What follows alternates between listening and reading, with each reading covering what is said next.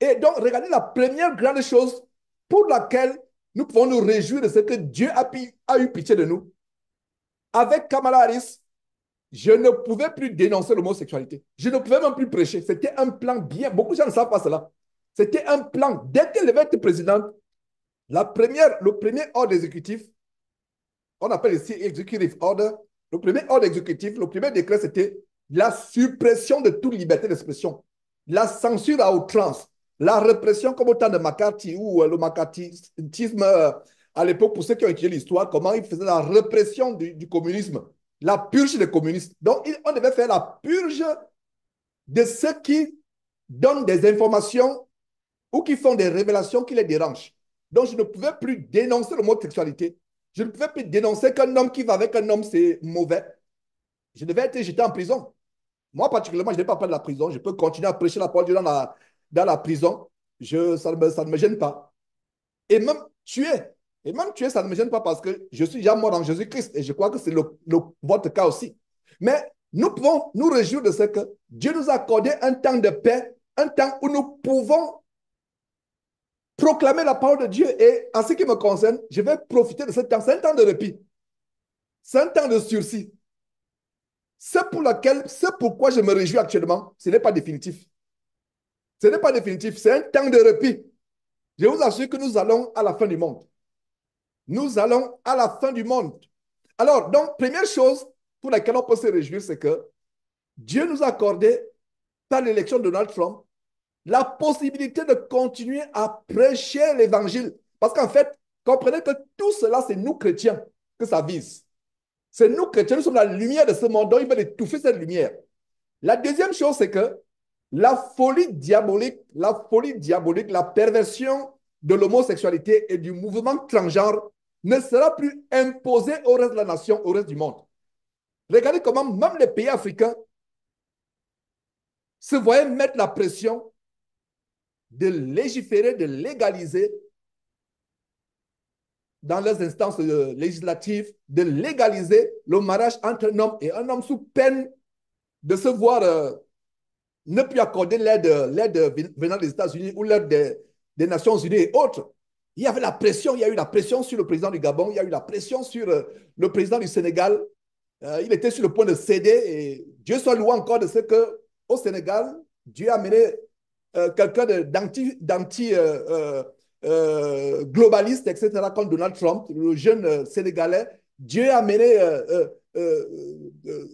la nation sénégalaise a échappé à cette abomination parce que celui qui a été battu aux élections était sur le point de céder.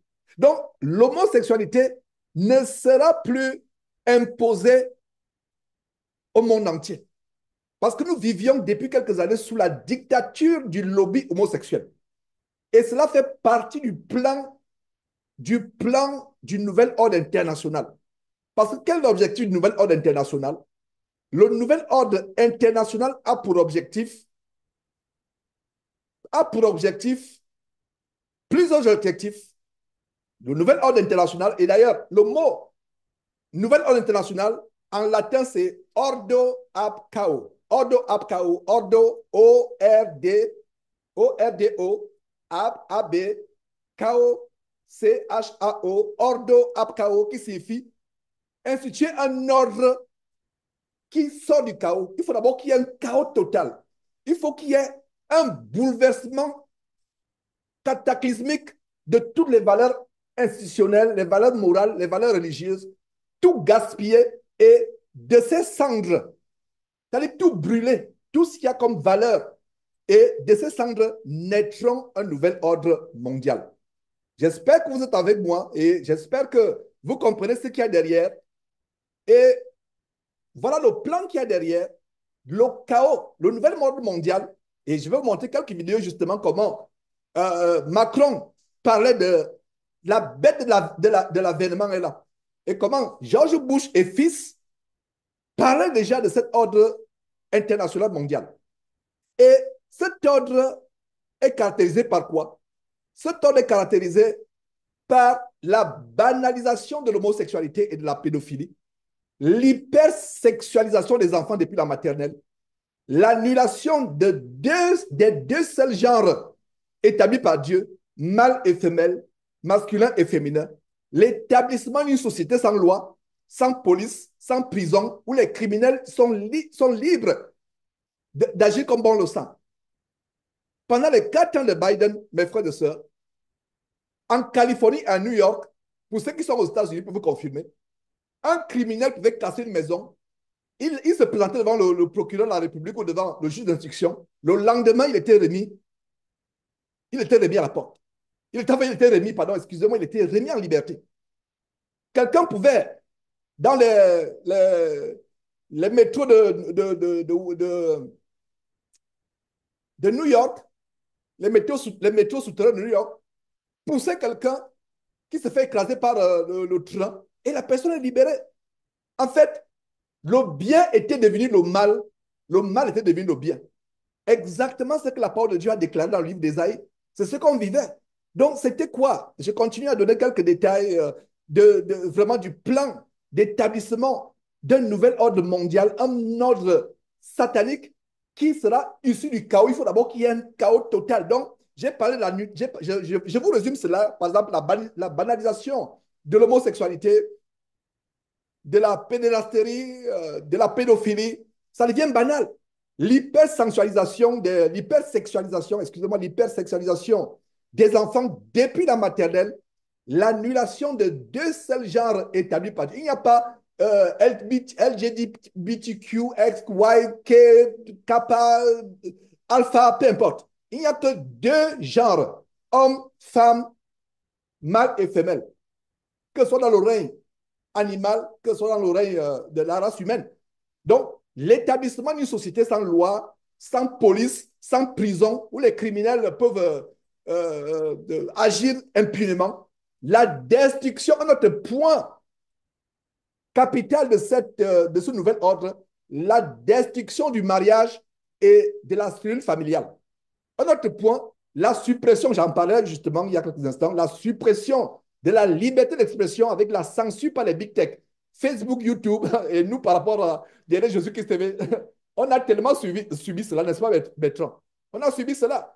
Donc la suppression totale de la liberté d'expression avec les censures par les big tech, la réduction de la population mondiale avec les complexes industriels, pharmaceutiques et industriels et pharmaceutiques et agroalimentaires par les empires pharmaceutiques et agroalimentaires qui empoisonnent la population avec les vaccins poisons. Et je parlerai également du confinement du COVID-19.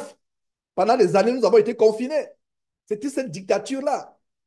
Donc, les empires pharmaceutico-agroalimentaires qui empoisonnent la population mondiale avec des vaccins poisons, comme le vaccin du Covid, la peste du dragon, et les produits alimentaires génétiquement modifiés, comme vous avez par exemple, vous avez Pfizer, Moderna, et vous avez une compagnie contre laquelle vraiment dans les années à venir, je serai en guerre si Dieu me donne vie, Monsanto, qui modifie les aliments, tout est modifié. Même la vache est modifiée, le riz est modifié, la farine est modifiée. Ils nous empoisonnent. Et le but étant de faire quoi? De réduire la population mondiale. Pourquoi je vous parle de cela? Voilà le contexte dans lequel Donald Trump intervient. Donc, j'ai commencé par vous présenter le contexte spirituel et géopolitique mondial dans lequel le phénomène Donald Trump, comme on l'appelle ici, Donald Trump, est né. Et vous comprendrez l'ampleur spirituelle de la réaction de cet homme. Un homme dont les puissants de cette terre désirent ardemment la mort. Voilà le contexte. Et le point capital de ce contexte, c'est la reconstruction de la tour de Babel érigée au temps de Nemrod, dans la vallée de Shinear, en Genèse chapitre 11. Je reprends le point capital de ce que je suis en train de vous présenter, c'est la reconstruction de la tour de Babel. En fait, le nouvel ordre mondial, comme je vous l'ai expliqué, l'ordre qui est issu du chaos, ordre ab chaos, l'ordre qui vient du chaos, en fait, c'est la néo-tour de Babel. Néo signifie la nouvelle version de la tour de Babel. La tour de Babel en Genèse chapitre 11, c'était un projet aussi religieux spirituel au travers d'une monstruosité architecturale qui devait s'élever vers le ciel. C'était le cas avec Nemrod dans la vallée de Shinéar en Genèse chapitre 11. Mais aujourd'hui, dans ce temps de la fin, nous avons cette nouvelle tour de Babel de la fin des temps qui est essentiellement spirituel. Mais c'est aussi un système politique, un système économique, un système religieux, un système militaire, un système pharmaceutique, un système agroalimentaire. Agroalimentaire.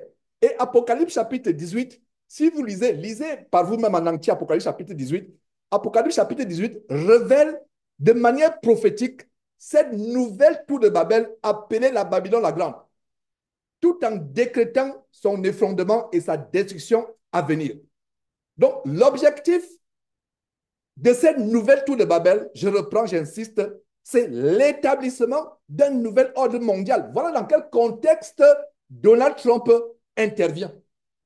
Donc, regardez en fait que derrière le projet du nouvel ordre mondial, c'est le projet d'homosexualité. Donc, Skull and Bones, c'est vraiment cela. Regardez un peu quelques vidéos justement de comment il y a des années, George Bush père, George Bush fils, ils annonçaient déjà le projet le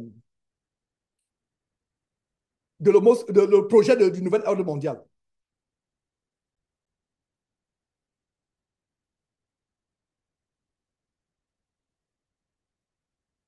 We have before us the opportunity to forge for ourselves and for future generations a new world order, a world where the rule of law, not the law of the jungle, governs the conduct of nations. When we are successful, and we will be, we have a real chance at this new world order, an order in which a credible United Nations can use its peacekeeping role to fulfill the promise and vision of the UN's founders. Là, il y a plus de 30 ans.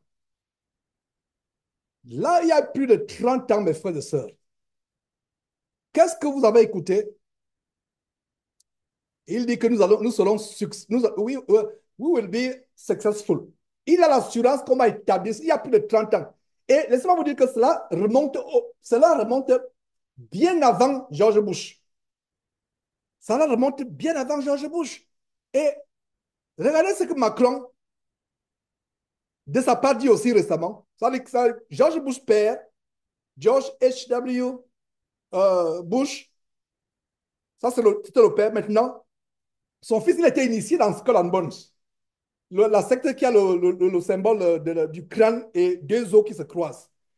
Regardez maintenant, très récemment, plus près de nous, ce que Macron dit.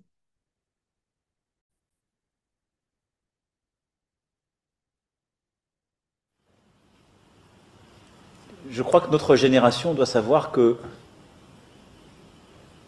la bête de l'événement est là. Et elle arrive. La bête de l'événement est là. Et elle arrive. La bête de l'événement est là. Et elle arrive. Voilà. La bête de l'événement est là. Elle arrive. Regardez l'assurance avec laquelle ces gens parlent. Et quel est le rapport avec Donald Trump? Donald Trump est celui qui est venu se mettre en route contre le projet de ces gens. À ce niveau, vous avez tout compris. Voilà, c'est celui qui est venu se mettre en route. Je vous avertis encore que ni moi ni mon épouse, on n'a pas voté pour Donald Trump. Parce que je pense que Dieu n'a pas besoin de changer une société par nos votes. Il est souverain. Il y a des gens qui disent, mais George, pourquoi tu ne vas pas voter? Just go and vote then. How are you going to change the society if you abstain from voting? Je leur dis non. Moi, je n'ai pas besoin de voter. Allez voter si vous voulez. Même le fait que vous allez voter, là, vous pensez que c'est vous-même qui allez voter. C'est Dieu qui vous utilise pour voter. En allant voter, il peut y avoir un tremblement de terre, il peut y avoir une catastrophe naturelle. Vous savez ce qui a stoppé Trump en 2020? C'est le Covid. C'est le Covid qui a stoppé. Donc, Dieu est Dieu. Et parlant de Macron, voilà un homme qui est marié à un homme. Brigitte Macron n'est pas une femme. Brigitte Macron n'est pas une femme. Brigitte Macron a des enfants? Oui. Montrez-moi une seule photo de Brigitte Macron étant enceinte. Vous savez comment nous chérissons les mémoires quand ta femme était enceinte, tes enfants. Montrez-moi la photo de Brigitte Macron ayant des enfants, étant enceinte, ou montrez-moi. Même personne avec Michael Obama. En fait, on l'appelle Michel, mais son surnom ici aux États-Unis, c'est Big Mike. Big Mike. Le grand Mike. C'est le nom de Michelle Obama. Michelle Obama n'est pas une femme. Tous les présidents ont les photos. Allez dans les archives présidentielles, les librairies. On appelle aux États-Unis ici National Archives, les archives nationales. Tous les présidents ont les photos de leur femme étant enceinte, bébé. Vous savez, depuis que les États-Unis ont eu des présidents, les seuls présidents où il n'y a pas les images de la femme du président ayant les bébés, pourtant ils ont 2 filles. C'est Michelle Obama. Il n'y a aucune photo où elle est enceinte. Il n'y a aucune photo où elle a les enfants. Et ça, ce n'est pas ce qu'on appelle conspiracy theory. Moi, je ne suis pas dans les conspiracy theory. Je ne suis pas dans la théorie du complot. C'est des faits. Si quelqu'un est... Il y a une journaliste américaine, pas une journaliste, une femme influente, Candace Owen, qui a fermé la bouche à un journaliste européen. Elle a dit, faisons un pari, 100 000 $.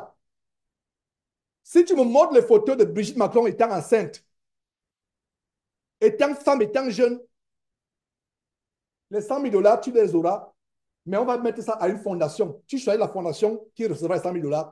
Le monsieur n'a pas pris le pari. Il n'a pas pris le pari parce que ça n'existe pas.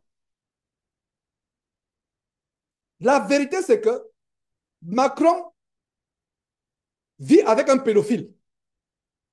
Cet homme l'a connu étant un enfant. Et tout ce pourquoi j'en parle, c'est tout le projet du nouvel ordre mondial. La pédérastérie, tout cela. Voilà ce qu'il y a derrière. Même chose avec Obama. Obama n'est pas marié à une femme. Obama est marié à un homme, Big Mike, le grand Mike. Il n'y a pas de photo où elle est enceinte. Il n'y a pas de photo. Donc, voilà pourquoi Obama est celui par lequel le premier projet du nouvel ordre mondial généraliser, vulgariser l'homosexualité, Obama est venu. Les gens se sont élevés en 2008. Donc, Obama était celui dont la mission était de venir établir l'homosexualité. Et il a réussi. Et il a réussi. Suivez-vous-moi, mes frères et sœurs. This is an ABC News special report. Good afternoon to all of you. I'm Diane Sawyer here at ABC News World Headquarters in New York with George Stephanopoulos because there is big breaking news from the White House. This is an... Et en passant, c'était en 2012. Et voilà un journaliste célèbre, un des sodomites, et les gens qui font partie du mouvement du nouvel ordre mondial, qui n'est qu'une marionnette de ces grands, George Stephanopoulos. Je ne sais pas si j'ai bien prononcé son nom. Donc, en 2012, voilà le breaking news par rapport à Obama. There is big breaking news from the White House. This is an historic political and cultural moment in this country, and the issue, gay marriage. That's right. The White House facing a lot of questions this week in the wake of Vice President Biden saying he's comfortable with gay marriage. On Sunday, North Carolina becoming the 30th state yesterday to ban gay marriage. The president made the news in an interview with our friend and my GMA co-anchor, Robin Roberts, down at the White House. So let's go right there. Robin. George and Diane, based upon what you just said, yes, the vote last night in North Carolina. Et cette femme journaliste qui reporte cette histoire est mariée, cette femme nord-américaine est mariée à une femme. Elle m'amène aujourd'hui. In North Carolina, what Vice President Biden...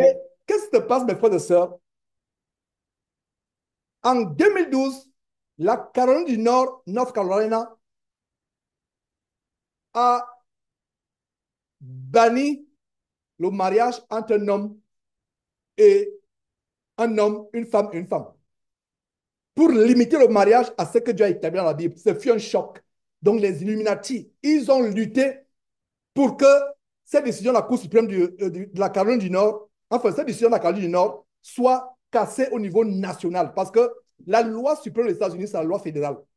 Donc, c'est le contexte. Suivez. Said earlier in the week, and what his press secretary, Jay Carney, said yesterday, and that the president would speak for himself on his position. So I asked the president, does he still oppose same-sex marriage? I have to tell you, as I said, I've been going through an evolution on this issue.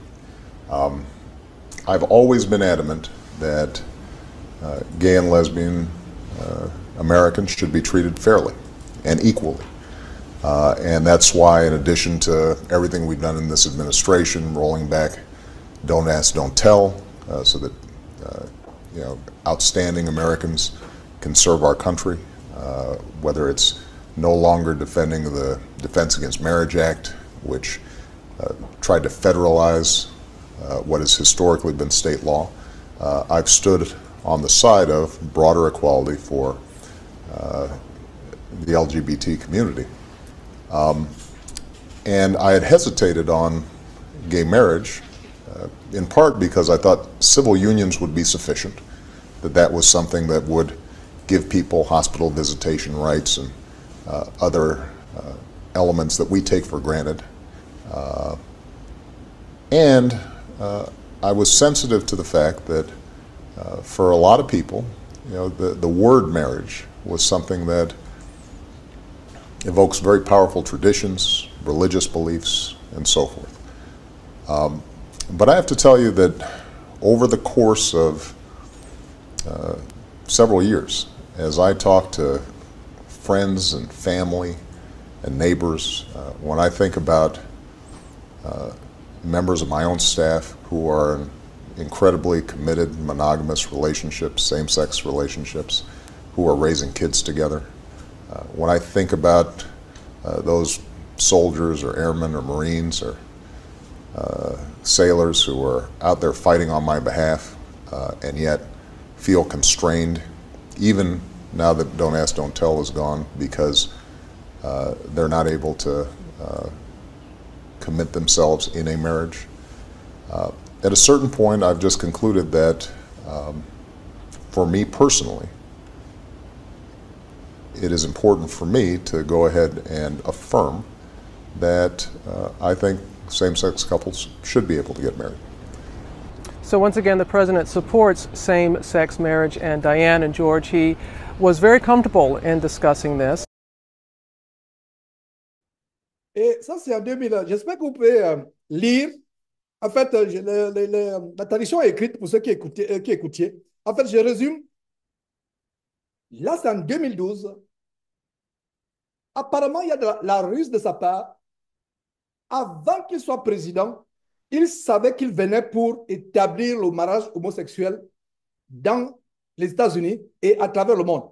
Mais après la décision choc de la Caroline du Nord, il fait semblant que sa position a évolué en écoutant les uns les autres, tout en reconnaissant les avis des religieux qui s'opposent à cela.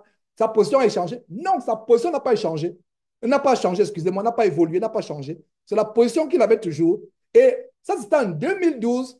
Maintenant, regardez, 3 ans plus tard, en 2015, et en passant, c'était la journée la plus noire de ma vie aux États-Unis. Ce n'est même pas surprenant que ce jour-là, en plein midi, le ciel s'est assombri. Je me rappelle très bien, septembre 2015, quand la Cour suprême américaine a annulé la définition traditionnelle du mariage. Et les gens pensent que Donald Trump ne s'est pas prononcé là-dessus pour ne pas choquer, pour ne pas perdre les élections. Mais ils pensent que les gens de son camp vont travailler à casser cette décision machiavélique, diabolique. Je ne sais pas si c'est vrai, mais c'est une supposition. C'est ce que les gens disent, qu'ils vont renverser cette décision et remettre le mariage comme étant un homme, comme étant l'union entre un homme et une femme uniquement, et non plus l'union entre un homme et un homme, une femme et une femme. Et laissez-moi vous dire qu'ils vont étendre cela à l'union entre les hommes et les animaux. Bientôt. Et ils vont étendre ça. C'est pour ça que je dis que Donald Trump n'est qu'un sursis. Nous ne l'aurons pas. Le monde ira de mal en pis. Donald Trump, ce n'est qu'un petit sursis de peut-être 4 ans ou peut-être. Mais après cela, je vous assure que le monde, les prophéties doivent s'accomplir. Donc, regardez comment, 3 ans plus tard, quand il a reçu son coup, la Cour suprême ayant renversé la décision, la définition, changé la définition du mariage traditionnel, regardez comment Obama jubile. This morning, the Supreme Court recognized that the Constitution guarantees marriage equality. In doing so, they've reaffirmed that all Americans are entitled to the equal protection of the law. That all people should be treated equally, regardless of who they are or who they love. This decision will end the patchwork system we currently have. It will end the uncertainty hundreds of thousands of same-sex couples face from not knowing whether their marriage, legitimate in the eyes of one state, will remain if they decide to move or even visit another. This ruling will strengthen all of our communities by offering to all loving same-sex couples the dignity of marriage across this great land. Voilà le travail d'Obama. J'espère que vous avez lu. En fait, il est content que la Cour suprême a pu enfin permettre à un homme et un homme de pouvoir s'aimer publiquement, de fonder une famille. Voilà le travail qu'Obama est venu faire un point, un trait. Il n'y a pas d'autre travail. Il a réussi la mission. Et laissez-moi vous dire que depuis 2008 jusqu'à il y a quelques jours, c'est Obama qui dirigeait les États-Unis. Alors, terminons un peu par cette partie par la parole de Dieu maintenant. J'aurais dû commencer par la parole de Dieu, mais j'ai laissé la parole de Dieu, j'ai préféré laisser la parole de Dieu après. Regardez ce qu'on voit dans Ésaïe, mes frères et sœurs. Comment Dieu peut utiliser des hommes infâmes. Regardez en Ésaïe chapitre 44. Qu'est-ce qu'on voit en Ésaïe chapitre 44? Rapidement.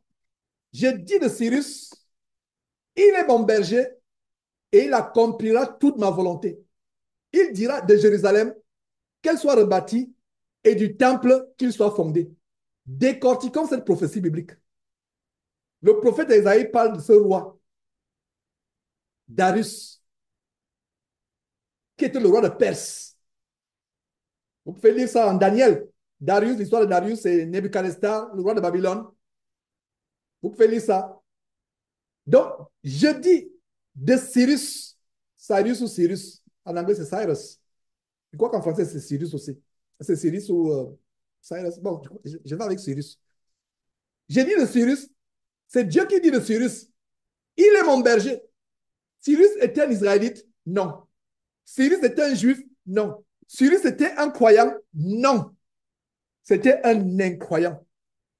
Et regardez, qu'est-ce qu'il a dit? J'ai dit de Cyrus, il est mon berger. Incroyable. Les frères qui ont les églises de maison dans leur maison, ils sont les bergers du Seigneur Jésus-Christ. Parce qu'ils sont des croyants, ils sont des chrétiens, ils ont consacré leur vie à Jésus-Christ et leur famille. Mais Dieu parle d'un roi perse comme étant, il est mon berger. Un berger fait quoi? Conduit les gens. Il est mon berger. S'il vous plaît. Je ne dis pas ça maintenant pour idolâtrer Trump. Trump n'est rien.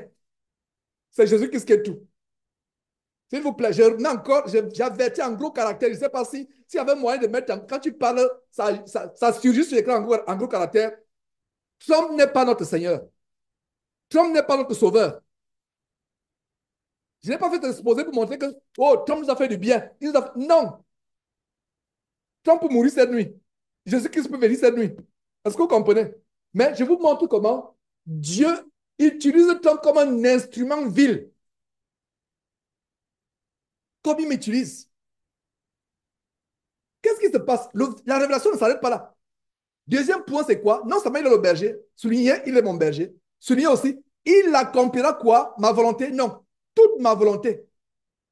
Oh Seigneur Dieu, tu as eu pitié de ce pays. En permettant à cet homme d'accomplir ta volonté. Et plus maintenant, regardez, même quand j'avais cet enseignement à cœur, c'est maintenant au fur et à mesure que j'entre en profondeur, que j'ai encore la conviction que c'est Dieu qui a fait tourner la tête de Trump. C'est Dieu qui a fait tourner sa tête pour regarder. Pour que la balle touche seulement l'oreille. C'est Dieu qui a fait en sorte que l'agent secret, quelques semaines après, puisse détecter dans la broussaille qu'il y a des objets insolites, se mettre à tirer. C'est Dieu qui a fait cela. Et regarde la suite. Il y a ce verset qui parle de quoi? Il dira de Jérusalem. Qui est Jérusalem aujourd'hui? Oh, mes frères et sœurs. Qui est Jérusalem? Qui est Jérusalem aujourd'hui? C'est en Israël? Non. C'est nous, Jérusalem. C'est vous et moi, l'église, la Jérusalem céleste, la vraie, the true Zion. Zion, c'est Sion, la vraie Sion. C'est nous, Jérusalem. Il dira de Jérusalem qu'elle soit rebâtie. Rebâtie, c'est quoi? Dieu a encore des gens qui doivent entrer dans l'arche. Voilà la révélation. Voilà la vérité prophétique sur Donald Trump. Dieu a encore un temps. Dieu, il y a les gens qui doivent s'élever. Les églises qui doivent se bâtir de maison en maison. Pas les temples. Je ne parle pas de ces temples qui sont dans avec les Illuminati, qui sont dans le nouvel monde. L'écuménisme. Je vous ai dit tantôt que le pape et autres, ils sont dans l'écuménisme. C'est le même ordre Abkao. Le chaos mondial, la tour de Babel spirituelle, la religion mondiale. Je ne parle pas des églises de Babylone. C'est pour ça que je parle souvent des églises du système babylonien. Mais je vous parle de la vraie Jérusalem. Pour qu'elle soit rebâtie, même l'église à travers le monde est dans le chaos total. C'est pour ça que cette petite trompette et d'autres peut-être que nous ne connaissons pas se sont élevés pour rétablir les choses, pour rétablir l'église de Jésus-Christ dont les valeurs étaient inversées. Est-ce que vous comprenez? Imaginez-vous que en janvier, vous apprenez que Georges a été arrêté. Vous allez vous réjouir. Je veux que vous vous réjouissez. Tout ce qui nous arrive, réjouissons-nous. Si vous apprenez que je suis mort, réjouissez-vous, mais pleurez si vous apprenez que je suis mort dans le péché, que je suis mort à cause de quelque chose de mauvais. Mais si je suis mort dans la vérité, dansez, poussez les cris de joie. Si j'étais un prisonnier pour la vérité, oh là là, dansez et poussez les cris de joie. Mais il y a quand même un travail qu'on a continué à faire. Que soit en prison, que soit libre, Dieu soit loué. Que soit vivant, que soit mort en Christ, Dieu soit loué. Mais c'est quand même une joie de continuer à œuvrer. Regardez comment, la raison pour laquelle Dieu dit que Cyrus est son berger, c'est parce que Cyrus doit accomplir la volonté de Dieu. C'est parce que Dieu dit de Jérusalem que Jérusalem soit rebâtie et du temple qui soit fondé. Vous pensez que l'église à travers le monde est fondée sur la pierre angulaire d'Éphésiens chapitre 2, verset 20? Non. Donc, Trump est un instrument pour que les quelques chrétiens, nous ne sommes pas seuls. En fait, ce n'est pas que c'est Trump qu'on glorifie, parce qu'on est conscient de ce que le pays du mal, c'est une guerre spirituelle. Et il y a des personnes comme moi que Dieu a donné le privilège d'être engagé dans cette guerre en dénonçant. Regardez par exemple, par ma bouche aujourd'hui, je suis le porte-parole de ce qui se passe réellement aux États-Unis, non seulement à vous, mais aux autres qui suivront par Facebook. Il y a des gens connectés par Facebook. Je vois des gens connectés par Facebook là. Voilà. C'est terrible. 45 personnes, waouh. Quand il y a un enseignement, il n'y a même pas 10 personnes. Mais quand on commence à parler de la géopolitique, c'est là où il y a 45 personnes. Voilà. Donc, vous qui êtes sur Facebook là, ne venez pas pour la géopolitique. Ce n'est pas la géopolitique. Je vous donne le combat spirituel qui se passe. Parce qu'au-delà de la géopolitique, des élections, etc., il y a un combat spirituel qui se passe. Donc, regardez ce qui se passe avec Cyrus ou Cyrus. Dieu dit, il est mon berger. Waouh! Il est mon berger. Non seulement il est mon berger, il accomplira quoi? Ma volonté? Non. Toute ma volonté. Et il dira de Jérusalem qu'elle soit rebâtie, que l'église soit rebâtie, la vraie église. Et quand on dit l'église soit rebâtie, ne voyez pas le réveil. Il y a des pasteurs qui disent the great awakening. Oh, the great revival. We're going to have a revival. We're going to have a great awakening. Non, il n'y aurait pas d'awakening. Il n'y aurait pas de revival. C'est individuellement. Quelqu'un comme Paul que j'ai rencontré à Gilmer hier, à côté de Tyler, quelqu'un d'autre, etc. Il n'y aura pas un grand réveil au pauvre parce que la Bible dit que resserré étroit est le chemin qui mène à la vie éternelle. Étroit, resserré. Peu sont ceux qui le trouvent, mais large est la porte qui mène à la perdition. Beaucoup sont ceux qui passent par là. Tu n'as même pas besoin de le trouver, c'est là, ça te regarde. Ça t'appelle même, hey, viens, passe par là. Or, le chemin étroit est caché. C'est difficile de le trouver. Et même si tu l'as trouvé, c'est difficile de passer par là. Et même si tu as réussi de passer par là, c'est difficile de traverser jusqu'à aller au ciel. C'est un chemin que, rien que par la grâce de Dieu, nous pouvons être. Donc, regardez comment Jérusalem, qu'elle soit rebâtie. Nous sommes toujours à Ésaïe chapitre 44, verset 28. Et maintenant, et du temple, qu'il soit fondé. Qui est le temple? Vous et moi individuellement, nous sommes le temple. Donc, chacun de nous doit être fondé. Voilà l'explication biblique de ce qui a choqué le monde il y a une semaine, environ il y a 5 jours.